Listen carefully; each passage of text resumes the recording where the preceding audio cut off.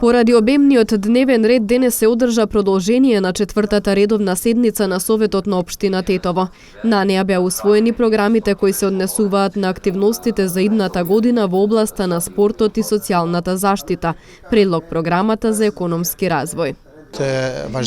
Оваа седница беше продолжението на 4-та седница на која точка на дневен ред ги имавме и програмите кои беа вградени во буџетот, бидејќи пред 2 дена не успеавме да ја завршиме седницата. Програмите за кои се разговараше главно беа дел од секторот на комунални дејности и на секторот за јавни дејности. Имено се зборува за програми како што се за кучињата скитници и други. Имаше и дебата меѓу советниците, каде што најголем дел од точките беа изгласани со мнозинство, односно со 31 глас. Дополнителната точка која се однесува на урбаната опрема предизвика дебата помеѓу советниците, кои побараа решение за тезгите поставени на тротоарот на женскиот пазар во населбата Горна Чаршија. Беше усвоена и предлог програмата за кучињата скитници.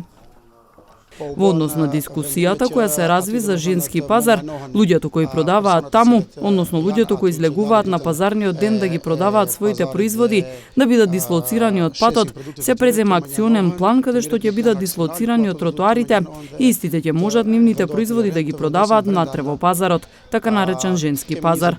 За решавање на проблемот со кучињата скитници имаме 20 боксови, имаме и одредено место за нив и ќе се третираат преку програми што ги има секторот за јавна дејност.